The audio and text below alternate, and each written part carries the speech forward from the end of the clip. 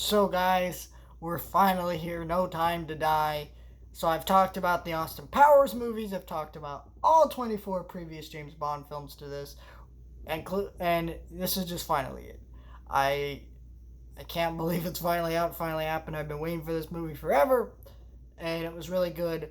And I am gonna talk spoilers in this review, but we're gonna do it towards the end because there isn't enough spoilers where I'm like, oh, this needs to be, I need to make a spoiler review, so I'm just going to drop it at the end. I will warn you before that happens, but for the most part, I'll be speaking non spoilers. Just putting that out there. Um, this film was really good. It was really well paced. All the action was great. The stunt choreography, all that stuff, really solid. It's very memorable sequences. I think this is easily the best of the Daniel Craig movies besides Casino Royale. Casino Royale is one of the best Bond films ever made, and this film is not as good as that film. But out of all the Daniel Craig films, this is my second favorite. Um, and I like the villain in this movie quite a bit. Rami Malek plays that character, and he does an excellent job. I think he's one of the best Bond villains of all time, honestly. In this film, he's creepy. He has a good look to him. He's his goals and his motivations are interesting, and you like what he's doing. And yeah, I just thought this film was super solid. This film was really good at kind of giving you an end to Daniel Craig's era of his Bond. And it really feels from the moment that you see him on screen to the moment the film ends that this is the end for this version of Bond. It feels very climactic. And that's the whole feel to this movie. I think this is easily one of the best ending Bond films of all time. And what I mean by that is like Sean Connery's last films were not very good. Timothy Dalton's weren't very good. Roger Moore's weren't very good. You know, they kind of just those all those actors. They started with a bang, ended with a whimper. That type of thing. This is the opposite. We started with a bang, we ended with a bang. And it felt very climactic, good. The dialogue, was kind of like a little bit smarterically, and I like the humor in this film a lot.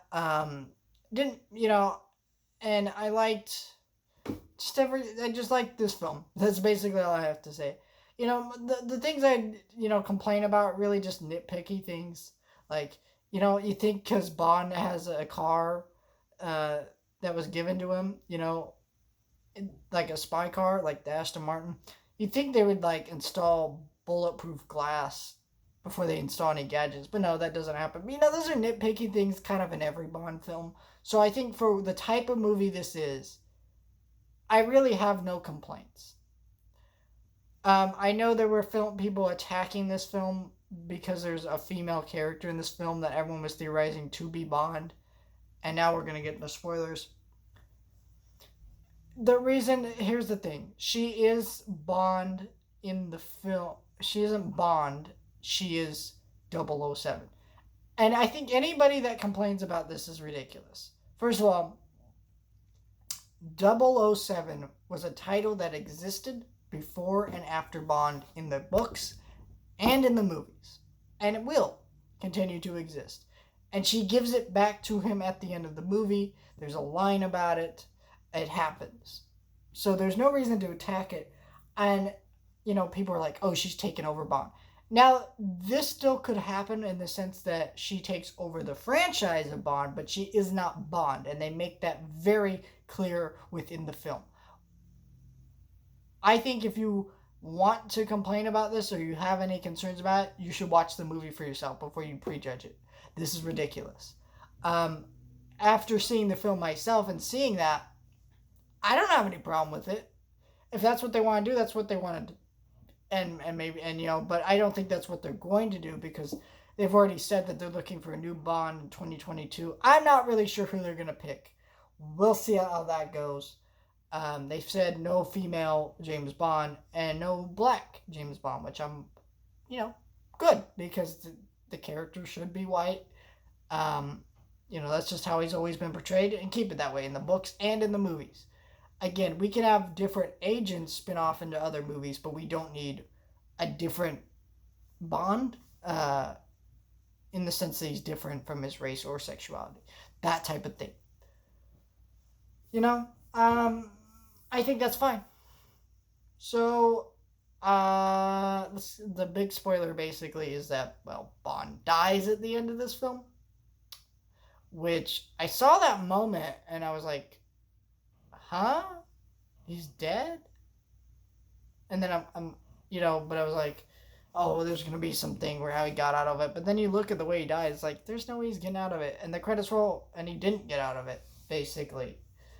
Which is, I think, is a great send off to his character, because a lot of this film was about how he couldn't move on from his past. He's lost people, and he just wants to retire and realizes he can't. At the beginning of the movie, he's trying to retire with his new wife. He can't do that. He gets called back into action, and it just really messes things up for him, and you can see what he's going through. And that's so that kind of thing felt like it was natural in the way the film was written.